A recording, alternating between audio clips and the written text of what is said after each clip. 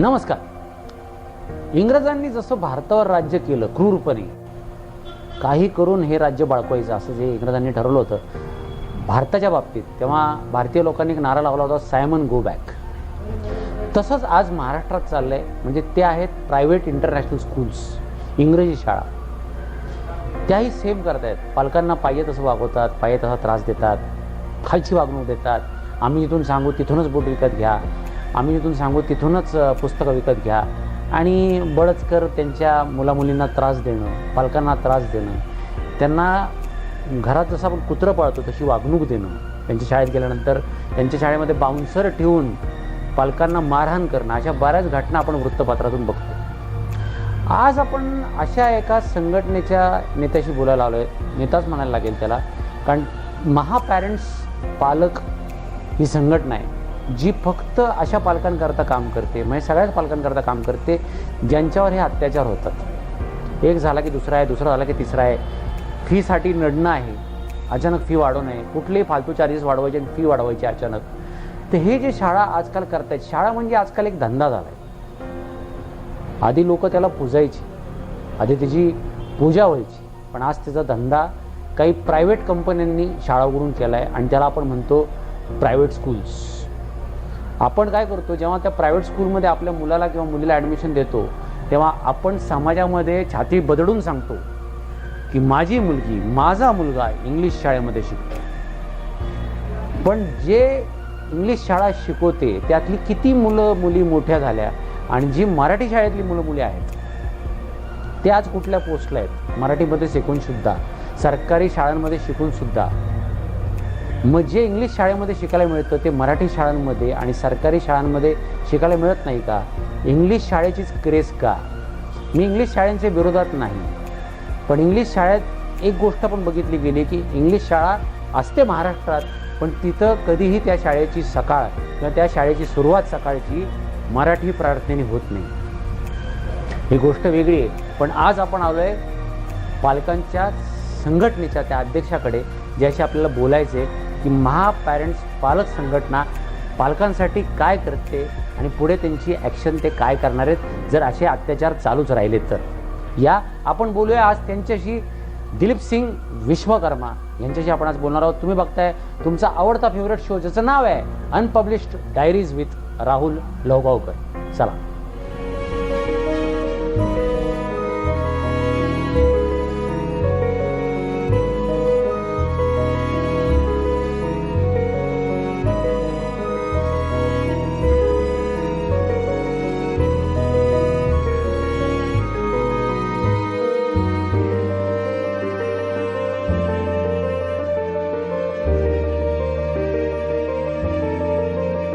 Sir, आजच्या या आपल्या पुरोगामी महाराष्ट्रामध्ये हे जे कॉर्पोरेट शाळा आल्यात किंवा इंग्लिश माध्यमिक ज्या शाळा आल्यात, आपण ज्याला इंटरनॅशनल स्कूल म्हणतो, तर याच्यामध्ये असं झालं आहे की इथला जो भूमिपुत्र आहे तर त्याला या बाहेरच्या येणाऱ्या ज्या शाळा आहेत, इंग्लिश शाळा, ह्या अशी वागणूक देतात शाळेमध्ये, म्हणजे बाउन्सरकडून मारहाण म्हणा, किंवा आम्ही सांगू तिथूनच पुस्तकं घ्या, आम्ही सांगू तिथूनच ड्रेस घ्या, अचानक फी वाढवणार, किंवा जर फी नाही दिली तर त्या विद्यार्थ्याला बाथरूममध्ये वगैरे कोंडून ठेवणार, किंवा पालकांवर दादागिरी करणार. तर असं जे चाललं आहे आत्ता, म्हणजे कुत्र्याला वागणूक चांगली मिळते पण ह्या पालकांना वागणूक चांगली नाही मिळत असं म्हटलं जातं या इंटरनॅशनल इंग्लिश स्कूल्ससाठी.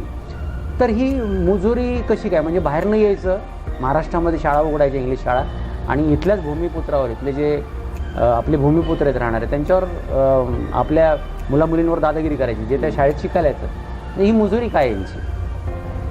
त्याला कारण म्हणजे काय माहिती आहे? त्याला कारण सरकार देखील आहे. तर ते कुठलीही सरकार असू दे, केंद्र सरकार असेल किंवा राज्य सरकार असेल, सरकारची जी शिक्षणविषयक जी धोरणं आहेत ते अत्यंत चुकीची आहेत. एकीकडे भारतीय संविधानामध्ये शिक्षण हा आपला मूलभूत अधिकार आहे असं म्हटलं जातं, आणि दुसरीकडे त्या मूलभूत अधिकारांची पायमल्ली केली जाते.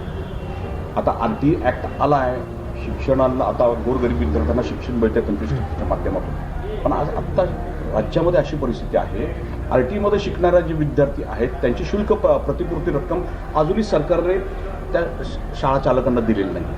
आणि ते शाळा चालक आज विद्यार्थ्यांवर दबाव टाकतात की आम्हाला सरकारकडून पैसे मिळालेले नाही आहेत, त्यामुळे तुम्हाला फी भरावी लागते. म्हणजे हा विरोधाभास नाही का? म्हणजे याला जबाबदार माझ्या मते सरकारच आहे. दुसरी गोष्ट, आता सेल्फ फायनान्स स्कूलिंग ही जी कन्सेप्ट ही त्यावेळेस सरकारने सुरू केली. आता सेल्फ फायनान्स स्कूलिंगच्या होते जे कॉर्पोरेट कल्चरमध्ये आहेत लोक, म्हणजे ज्यांच्याकडे भरपूर पैसा आहे, मग ती लोक याच्यामध्ये उतरले. म्हणजे पोद्दार इंटरनॅशनल अशा अनेक इंडस्ट्रियलिस्ट या रिलायन्ससारखे आहेत, असे अनेक लोकांनी यांच्याकडे पैसे जास्त भरपूर असल्यामुळे यांनी ते शाळा काढल्या. बरं, ह्या शाळा काढताना यांच्या मागचा उद्देश फक्त एकच होता की फक्त नफेखोरी आणि फक्त नफेखोरी. मग ते कशी असेल, म्हणजे पालकांना फार पिळून काढायचं आणि फक्त प्रॉफिट कमवायचं. आणि विद्यादानासारखं आपण पवित्र काम करतोय, या गोष्टीला आपण तिलांजली व्हायची.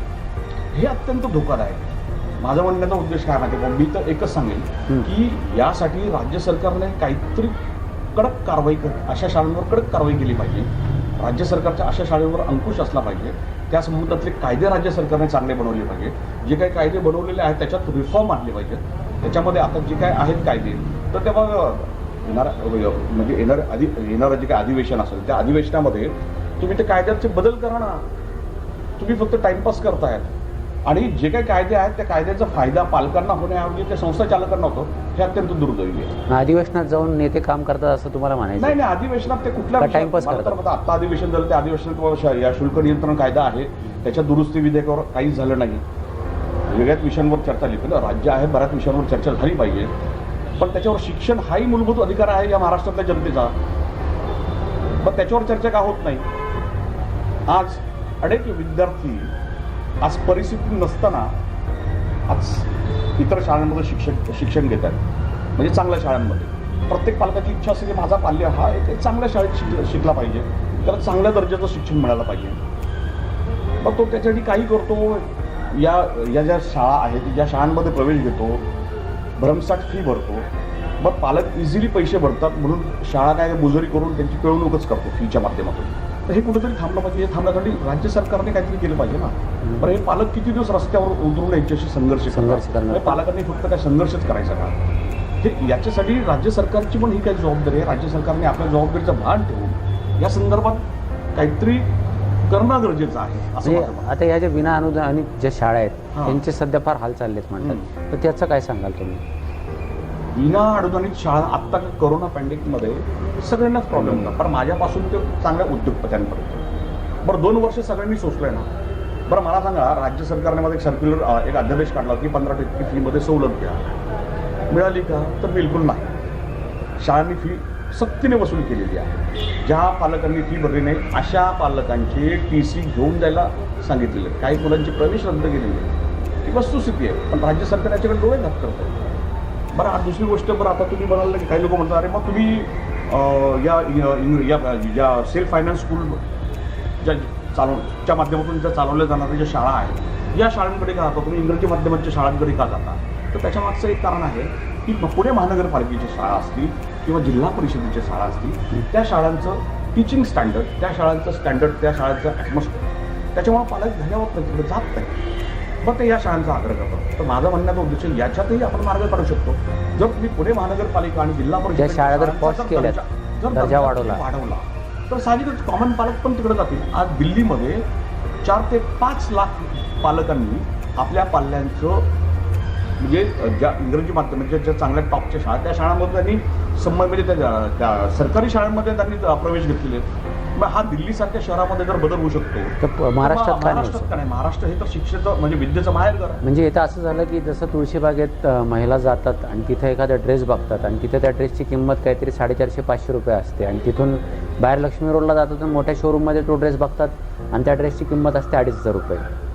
2,000 रुपयाचे दुकानाचं AC अतिभव्य वगैरे याचे ते 2,000 रुपये असतात. काही लोक तिथून घेतात, काही लोक तिथून घेतात. क्वालिटी एकच. बरोबर ना सर? मला जे सांगायचं ते. आणि सर, हे जे आता नवीन एक प्रस्थ निघालं आहे शाळांचं की आमच्या इथूनच कपडे घ्या, म्हणजे दुकानदारांशी एक संगनमत ठरवून आम्ही इथून सांगू तिथूनच पुस्तकं घ्या, पेन पण तिथूनच घ्या, तर हे म्हणजे दलाली ठरलेली असते काहीतरी. हो, आता हा शाळा आहे ना, हा यांचा हा छुपा व्यवसाय आहे. या संदर्भात राज्य सरकारने काही गाईडलाईन दिली, पण त्या राज्य सरकारच्या गाईडलाईन्सला अक्षरशः 13ची टिप्पणी दाखवली जाते. पालक त्या प्रत्येक वेळेस भांडायच्या मूडमध्ये नसतो. तो आपल्या पाल्याला त्रास होईल म्हणून त्या शाळेच्या विरोधात काही कारवाई करत, ही मागणी करत नाही, भांडत नाही. तो जाऊ दे म्हणतो तो दबलेला असतो. तो दबलेला असतो म्हणजे काय की आपण म्हणतो ना आपण तो मुख्यांचा मार तो सहन करत असतो. तर या ठिकाणी आता आमच्यासारखे पालक आहे, मी घेणार नाही, काय करत ते करा, असे किती पालक करणार आहे? नाही करत कोणी. त्यांचे काय मुठभर पालक भांडणारे असतात तेच फक्त भांडतात, बाकीचे नाही भांडत. बरं मी काय म्हणतो, बरं ह्या ज्या प्रायव्हेट शाळा ज्या आहेत यांच्यावर नियंत्रण कोणाचं असतं? सरकारचंच असतं ना, परवानगी सरकारच देतं ना. बरोबर आहे. मग याच्यामध्ये सरकारची जबाबदारी नाही का? बरोबर आज तुम्हाला सांगतो, दिल्लीमधल्या शाळांचे 10वीचे निकाल हे 97.34 काहीतरी 37 लाख, 4 ते 5 लाख मुलांनी प्रवेश बदलले, सरकारी शाळेत त्यांनी प्रवेश घेतला. म्हणजे याचा अर्थ दिल्लीतल्या सरकारी शाळांचा दर्जा हा उच्चच आहे, म्हणून तर पालक तिकडे गेले. मग पुण्यासारख्या शहरात का होऊ शकत नाही? पुणे शहराला तर पूर्वेकडील ऑक्सफर्ड म्हटलं जातं. मग पुणे शहराची ही दुर्दशा का शिक्षणाच्या बाबतीत? माझं तर असं मत. तर एक आता याच्यामध्ये अजून एक नवीन एक बदल झालेला, मी त्याचं स्वागतच करतो. मुंबई महानगरपालिकेच्या ज्या महानगरपालिकेच्या शाळा आहेत त्या शाळांनी सीबीएसईच्या परवानगी आणल्या, CBSE आणि ICSE परवानगी आणल्या. आता ते IB परवानगी आणतात. जर माझं एक म्हणणं आहे, तर मुंबई महानगरपालिका ते करू शकते, तर पुणे महानगरपालिका का करू शकत नाही? मग याच्या मागे एकच तात्पर्य की तुमच्या राजकीय शक्तीचा अभाव. बरं, जर सरकारी शाळा ज्या आहेत या जर सुधारल्या तर प्रायव्हेट शाळांकडे जाणार कोण? तर प्रायव्हेट शाळांचा धंदा साहजिकच, विद्यार्थी तिकडे नगर त्यांचा धंदा कमीच होणार, त्यांची नफेखोरी थांबणार. त्याच्यामुळे ते कुठल्याही छोट्या त्या सरकारी यंत्रणांवर ते दबाव आणून त्या शाळांचा सरकारी शाळांचा दर्जा कमीच ठेवायचा प्रयत्न करतात. हे माझं ठाम मत आहे. आधी सांगतो, आधी पुढे म्हणजे सरकारची अनास्था एक प्रकारे बघायला याला सर्वस्वी जबाबदार सरकारच आहे. मी तर म्हणतो पुणे महानगरपालिकेने सुरू करावं ना CBSEच्या शाळा, त्याच्यानंतर ICSEच्या शाळा का नाही जाणार? जर चांगलं तुम्ही जर तिथलं ॲटमॉस्फिअर, वातावरण चांगलं असलं, चांगला टीचिंग स्टाफ असला, तुम्ही द्या चांगला टीचिंग स्टाफ, तुम्ही अपॉइंट करा. म्हणजे ते एक स्टाईल क्रिएट करा. जसं तुम्हाला जर फंडिंगचा प्रॉब्लेम असेल, पैसे, तर तुम्ही CSRच्या माध्यमातून तुम्ही अपील करू शकता, अपील करा की बाबा असं मिळू शकतात. लोकांना तुम्हाला एक माहिती मला सांगायची अशी की मेन असं आहे की असे काही नेते आहेत की जे म्हणतात आम्ही मराठी आहोत, पण यांच्याच इंग्लिश शाळा आहे, पण हे म्हणतात आमचं नाव पुढं नका येऊन देऊ. ही फॅक्ट आहे. म्हणजे सर ह्या शाळांचं मी बघितलं आहे की ह्या ज्या काही शाळा असतात ना सर, त्यांचं ऑडिट कधी होत नाही सर. का? काय कारण? ऑडिट जरी झालं तर हे ऑडिट हे सबमिट करावं लागतं, सबमिटच करत नाही. आणि ते जरी ऑडिट झालं ना तरी ते प्रॉफिट कधीच दाखवत नाही. कारण की SS कोडमध्ये तो शिक्षण हा व्यवसाय नाही आहे, प्रॉफिट मेकिंग बिझनेस नाही. मग त्याच्यामध्ये ऑडिटमध्ये काय करतात ते बाबा हा लो प्रॉफिटच दाखवतात ना, प्रॉफिट दाखवतच नाही ना. ह्या सगळ्या पळवाट आहेत. आपण किती कायदा दाखवला ना त्याच्यानं त्या पळवाटा काढायचा. कारण की आज त्यांच्याकडं ते फायनान्शियली स्ट्रॉंग आहे. पालकांकडे काय, पालकांना जर कोर्टात जरी जायचं म्हटलं तर चांगला एका लॉयर अपॉइंट करायचा, त्या क्षेत्राचा तज्ज्ञ असा, तर त्याला लाखो रुपयाची फी द्यावी लागते. ती पालक कुठून देणार? ह्या इंटरनॅशनल शाळेमध्ये बघितलं गेलं आहे की इंटरनॅशनल दर्जा काही सुविधा नसतात तरी त्या विरोधात की आम्ही इंटरनॅशनल शाळा आहे, आमच्याकडे या, आमच्याकडे फलाना आहे, आमच्याकडे डिमका, आमच्याकडे डिमका आहे. म्हणजे जसं आजकाल आपण लोकांना जर तुम्ही बघितलं असेल, एखाद्या बिल्डरच्या फ्लेक्सवर जसं असतं, तुम्ही होर्डिंग बघितलं असेल, तर आमच्या बिल्डिंगमधून तुम्ही कुठल्याही गॅलरीत उभे राहा, तुम्हाला नदीचा व्ह्यू मिळेल. आणि ते बिचारे पळत जातात की शहरापासून 1-2-3 किलोमीटर लांब हरकत नाही, पण नदीचा व्ह्यू मिळतो आपल्याला सकाळी उठल्या. आणि ते तिथं जातात, त्या गॅलरीमध्ये उभं राहतात, तर तिथं ड्रेनेज बघायला मिळतं, तिथं नदी नाही बघायला मिळत त्यांना. तसं ह्या शाळांचे की इंटरनॅशनल, आमचं इंटरनॅशनल दर्जा आहे. आणि नंतर जेव्हा शाळा सुरू होते पालक फी भरतात, लाखो रुपये फी भरतात, इंटरनॅशनल काहीच नसतं त्यांच्याकडं. मग ह्या शाळांवर ॲक्शन काय नाही होत सर? म्हणजे कारण काय? ज्यावेळेस या शाळा आपल्या जाहिरात करतात की बाबा XYZ इंटरनॅशनल स्कूल, ही इंटरनॅशनल स्कूल, ती इंटरनॅशनल स्कूल, तर ह्या ज्या शाळा सुरू होताना तुम्हाला सरकारच्या परवानग्या घ्याव्याच लागतात. हे बिना परवानगीच करा. नाही, ही जबाबदारी असेल सरकारची. बरं, इंटरनॅशनल या शब्दाचा तुम्ही जर वापर करत असाल, मग त्या प्रकारच्या सुविधा त्यांना पाल्यांना दिल्या जातात का? तर बिलकुल नाही. तुम्ही फक्त त्या इंटरनॅशनल या गोंडस नावाखाली पालकांच्या खिशावर टल्ला मारताय. इंटरनॅशनल सुविधा तुमच्याकडे इंटरनॅशनल लेवलचा स्टाफ आहे, म्हणजे काय अभ्यासक्रम आहे किंवा तुमच्या इंटरनॅशनल बोर्डाची काय तुमच्याकडे परमिशन आहे? काय नाही, फक्त काय इंटरनॅशनल या शब्दाचा वापर करायचा आणि पालकांच्या खिशावर डल्ला मारायचा. हा त्यांचा एक कलमी कार्यक्रम असतो, बाकी काही नसतं. अशा भरपूर शाळा आहेत. या संदर्भात आम्ही राज्य सरकारशी बराच वेळा पत्रव्यवहार केलेला आहे.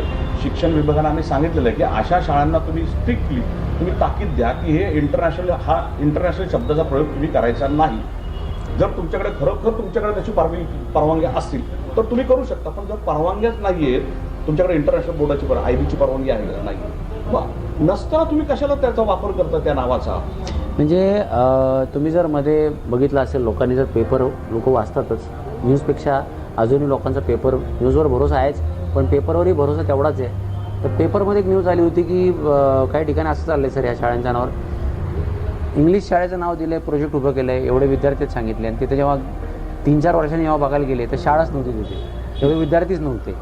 पण त्या विद्यार्थ्यांच्या ॲडमिशन झाल्या होत्या, ती शाळा 12वीपर्यंत होती. अशा अनेको म्हणतोय तर हजारो घटना आपल्या आत्ता महाराष्ट्रात घडत आहेत. पण सर पुण्यात पण घडलेली आहे. आणि सर हा जो भांडवली खर्च असतो, याशी विद्यार्थ्यांचा आणि पालकांचा काही संबंधच नाही, तो त्यांच्याकडनं वरबडून घेतला जातो, म्हणजे फार दम देऊन. आता की दिया नाही तो देखो. RT ॲक्टमध्ये तशी तरतूद आहे की शाळांचा जो भांडवली खर्च असतो तो त्या विद्यार्थ्याच्या फीमधून वसूल करायचा नाही. असं असतानाही इमारत निधीच्या नावाखाली पैसे वसूल केले जातात. अरे आमच्या शाळेची भिंत बांधायची आहे, फेन्सिंग करायचं, ही फॅसिलिटी, ही सुविधा तुम्हाला विद्यार्थ्यांना द्यायची आहे, आणि पालकांची लुटमारच केली जाते ना. मग हे RT ॲक्टमध्ये सांगितलं की भांडवली खर्च हा विद्यार्थ्यांकडून वसूल करायचा नाही. असं असताना सुद्धा RT ॲक्ट जो आहे तो फाट्यावर मारला जातो. बरोबर. बरं, हे राज्य सरकारच्या लक्षात आलं पाहिजे की नाही, पण ते काय येत नाही, ते जाऊ दे मोठे. आत्ता याच पुणे शहरामध्ये एक संस्था, मी नाव येणार नाही तिचं, त्या संस्थेने बोगस ऑडिट, बोगस पटसंख्या, बोगस शिक्षकांची संख्या असं संपून राज्य सरकारची 4 ते 5 कोटी रुपयाची फसवणूक. हो. त्याच्यावर कारवाई झाली, अटकही करण्यात आली. त्याचं ते प्रकरण त्याचं न्यायप्रविष्ट आहे. पण हा पुण्यासारख्या शहरात घडला प्रकार, म्हणजे आता हे जर एका शाळेचं उघड झालंय त्यांच्या अंतर्गत वादामुळं, अशा पुणे शहरात कितीतरी शाळा आहेत. मग माझं मत काय माहिती का, राज्य सरकारकडे माझं असं म्हणणं आहे की जसं प्रत्येक डिपार्टमेंटला की व्हिजिलन्स डिपार्टमेंट असं ना, तसं मग शिक्षण शाळेमध्ये पण असलं पाहिजे. म्हणजे शिक्षण विभागाकडे बरोबर आहे. किंवा त्यांनी फ्लाईंग स्क्वॉड तयार करावा, बाबा इथं काहीतरी आहे, चला तिथं रेडी करायचं. बरं, यांचे ऑडिट रिपोर्ट चेक करायचे, प्रत्यक्षात जाऊन पाहणी करायची, चेक झालं पाहिजे. बरं काय माहिती का, अधिकाऱ्यांच्या त्यांचे हितसंबंध असतात, त्याच्यामुळे काही पॉलिटिकल प्रेशर्स असतात. पॉलिटिकल प्रेशर का, तर संस्थाच्या त्या शाळा चालकांचे काही पुढाऱ्यांचे संबंध असतात, म्हणजे पॉलिटिकल सगळी सेटिंग होऊन जाते. त्याच्यामुळे काय याच्यामध्ये फक्त पालक सपोर्ट होतो. सर, एक महापॅरेंट्स पालक संघटनेचे आपण धरता आहात, ते म्हणून आपण हे जे पालक तुम्हाला बघतात सगळीकडे जगात, त्यांना तुम्ही काय मेसेज द्या? माझं म्हणणं आहे की सगळ्यात पहिली गोष्ट पालकांमध्ये अवेअरनेस असला पाहिजे. अवेअरनेस म्हणजे काय, आता ते CBSE, ICSE, त्याच्यानंतर IB या ज्या काही शाळा आहेत, शेजारच्या देशपांडे काकूंचा मुलगा CBSE शाळेत जातो म्हणून आपली बायको आपल्याला प्रेशर करते की बा आपल्या मुलालाही CBSEच्या शाळेत टाकलं पाहिजे, तर हा आग्रह धरायचाच नाही. काय म्हणजे का, CBSE, ICSEच्या शाळा इथं पुण्यात सुरू करण्यामागचा एकमेव उद्देश आहे SSC बोर्डाच्या शाळा आणि CBSEच्या बोर्डाच्या शाळा, या दोन्ही बोर्डाच्या शाळांमधल्या फीच्या स्ट्रक्चरमध्ये खूप तफावत असते. त्यांचं फीचं स्ट्रक्चर एकदम हाय असतं. मग आपण फक्त आपल्या अट्टहासापोटी, आपल्या स्टेटसपोटी आपण काय, आपलं स्टेटस आपलं जपण्यासाठी आपण काय करतो, व माझा मुलगा CBSEच्या शाळेत शिकतो. पण CBSEच्या शाळेत शिकण्याची गरज आहे का? पण नाही. आता ह्या CBSEच्या शाळेचं जे स्तोम जे माजवलं जाते ते पालकांनीच माजवलेलं. सरकारी शाळेतून शिकून सुद्धा मोठे मोठे अधिकारी झालेले आहेत. सरकारी शाळांना CBSEची मान्यता मिळू शकत नाही का? तर आज सरकारी शाळांकडे तेवढं इन्फ्रास्ट्रक्चर आहे, तेवढी लँड आहेत. महानगरपालिका त्या पैसे खर्च करू शकते. जर मुंबई महानगरपालिका ते करू शकते तर पुणे महानगरपालिका का नाही? माझा म्हणण्याचा उद्देश आहे, माझा CBSEला विरोध नाही आहे, ICSEला विरोध आहे, पण प्रायव्हेट शाळांच्या याला आपण बळी का पडायचं? मुजोरीला बळी का पडायचं? आपण बळी का पडायचं? मी काय म्हणतो, आपण संपूर्ण पालकांनी मिळून आपण राज्य सरकारकडे विनंती केली, आपण त्यांच्यावर प्रेशर आणलं की बाबा ह्या ज्या महानगरपालिका स्थानिक स्वराज्य संस्थांच्या ज्या काही शाळा आहेत त्यांना तुम्ही CBSEच्या परवानग्या घ्या, ICSEच्या परवानग्या घ्या, IBच्या घ्या. त्याच्यामुळे गोरगरीब लोकांना खूप स्वस्त दरात शिक्षण मिळेल आणि चांगल्या प्रतीचं, आणि मिळेल नाही मिळू शकतं. त्या वाघोलीच्या पुढे एक शाळा आहे, काहीतरी कुठली तरी वाडी आहे, ती जिल्हा परिषद शाळा, तिचं इतकं कौतुक झालं, तिथं विद्यार्थ्यांना प्रवेश मिळत नाही. अजून पुण्यात अशा शाळा निर्माण होऊ शकतात, महानगरपालिकेच्या शाळा आहेत, निर्माण होऊ शकतात. मग मी काय म्हणतो, मग त्या शाळांवर फोकस का केलं जात नाही इतर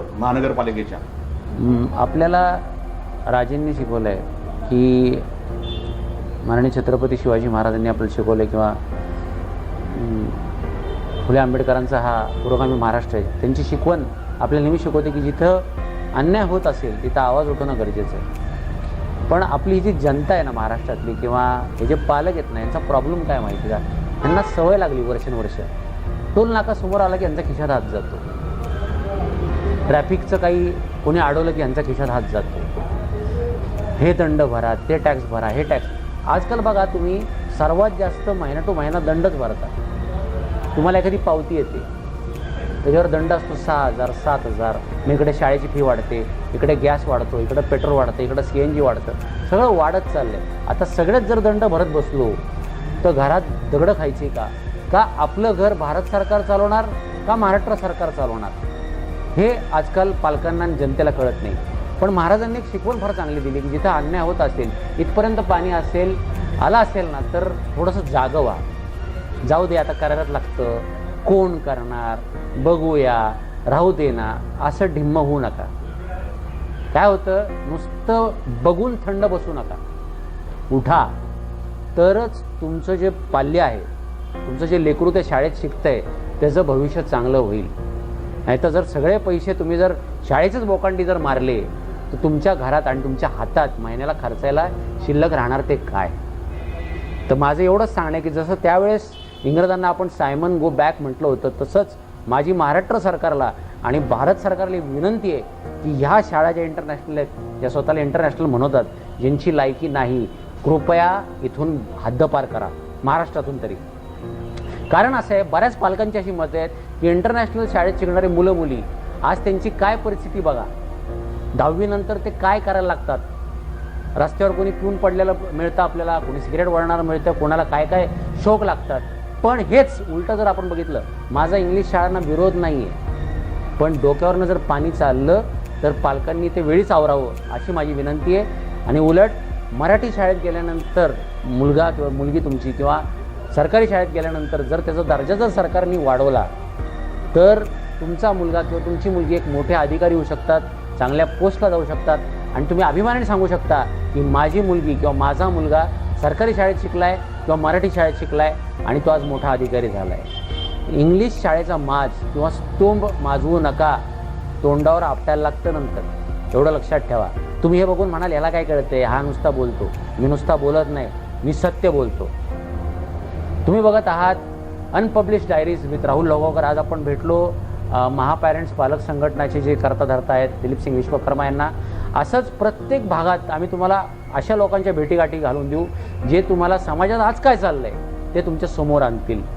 बघत राहा, कॉमेंट, लाईक आणि सबस्क्राईब करत राहा या चॅनलला. तुमचं प्रेम ह्या सगळ्या गोष्टींना, ह्या अनपब्लिश डायरीज विथ राहुल लोगावकरांना मोठं करू शकतं आणि समाजात एक जनजागृती घडवू शकतं, एवढं लक्षात ठेवा. आणि बघत राहा unpublished diaries with Rahul Logavkar. Thank you.